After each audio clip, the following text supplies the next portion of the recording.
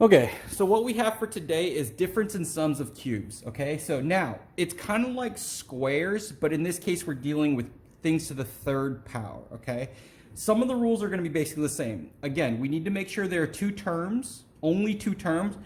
This time there can be a plus or a minus in between, and you're going to use different equations depending on what you have, okay?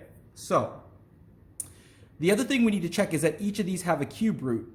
Well, the cube root of x to the 3 power is just x. So in this case, I'll write this, my a equals x.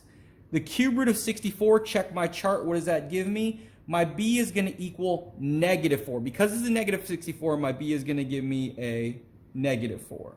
Okay? Or let's just go with 4. My b is going to give me 4. Okay?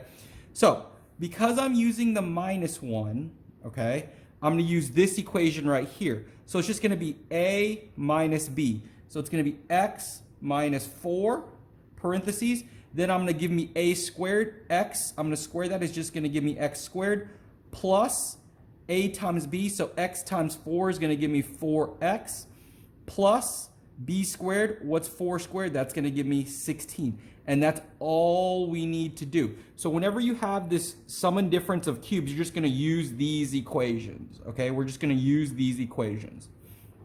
All right, so let's go to this one. A, B, so I need to figure out what those are. So what's the cube root of 8x to the 3rd power? Well, the cube root of 8 is just 2, and the cube root of x to the 3 is just x. For B, the cube root of 125 is just 5. Again, we're using my chart for that, okay? So again, this is the plus one, so I'm going to use this equation.